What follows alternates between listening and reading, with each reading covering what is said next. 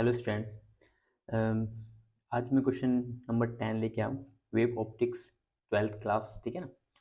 Chapter है wave optics. इसमें लिखा है separation between two slits is 3 mm, light of the wavelength is 6000 angstrom. ठीक है, इसने कहा है कि एक स्लिट है जिसकी 3 mm की क्या उसकी डिस्टेंस है। दो स्लिट्स के बीच की डिस्टेंस, मान लो ये एक स्लिट्स है और इन दोनों के बीच की डिस्टेंस जो है वो 3 सेंटीमीटर है।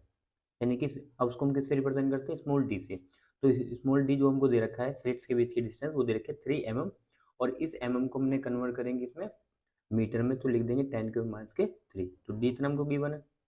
आगे लिखा है incident perpendicular to it interference of the observe on a screen at a distance is 1 metre.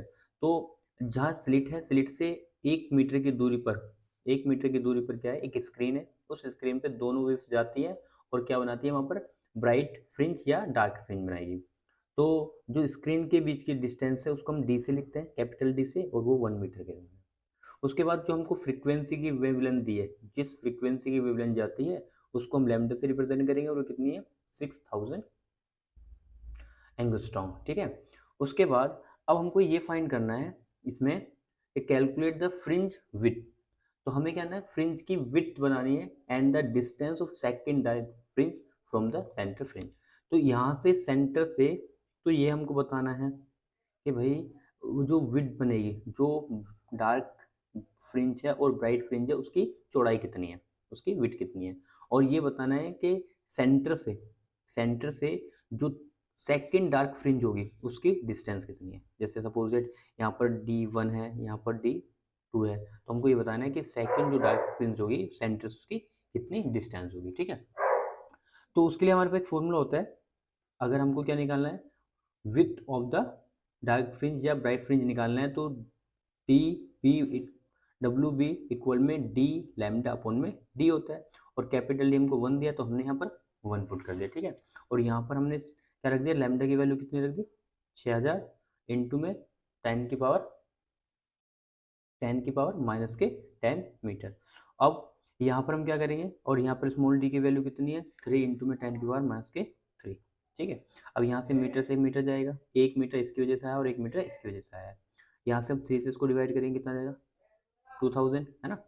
और यहाँ पर कितना आएगा, 2000 इंटू में 10 और ये ऊपर जाकर प्लस की हो जाएगी, तो 10 ये प्लस बन गई, तो -10 + 3 कितना हो जाएगा, -7 हो जाएगा।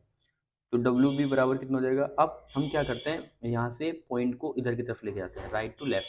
तो 1 2 3, तो कितनी संख्या बाद लेके आ रहे हैं, और 4 संख्या बाद लेके आते हैं, 1 2 3 4। तो पॉइंट हमने यहाँ लगा दिया, 4 संख्या बाद लाए तो यहाँ पर +4 हो जाएगा, तो ये पॉइंट यहाँ पर आ गया। ठीक है, और 10 यहाँ पर कितना हो जाएगा फिर, -3। और 0.2 इंटू में 10⁻³ क्या होता है, इसको हम चेंज कर देंगे फिर मिलीमीटर में, तो ये हो जाएगा mm। तो डब्ल्यू बी कितना आ गया, 0.2 mm, यानी कि जो विथ आ गई किसकी, फ्रिंजेस की, वो कितनी आ गई, 0.2 मीटर आ गई। ठीक है, उसके बाद अब इसने फाइंड करने के लिए कहा है कि डार्क फ्रिंज जो है उसकी हमको डिस्टेंस बतानी है। तो dark fringe from the centre, तो उसके लिए क्या फॉर्मूला होता है, HD2 इक्वल में होता है 2n-1/2 डी लैम्डा बाय 2। यहाँ पर n की जगह हम कितना पुट कर देंगे, 2, क्योंकि सेकंड का पूछा हुआ है, और -1 डिवाइड बाय 2, और इंटू में d की वैल्यू हम कितना रखेंगे।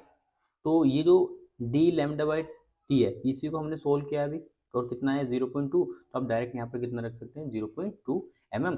उसके बाद यहाँ पर इसकी मल्टीप्लाई करेंगे तो कितना आएगा, 4 -1 यानी 3, और 3/2 आ गया, और इंटू में 0.2 mm आ जाएगा।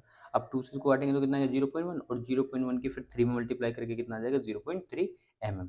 ठीक है, तो ये हमारे पास क्या आ गई, जो सेकंड हमारे पास जो सेकंड डार्क फ्रिंज होगी उसकी सेंटर से जो डिस्टेंस है वो हमको मिल गई है। ठीक है, थैंक्स फॉर वॉचिंग।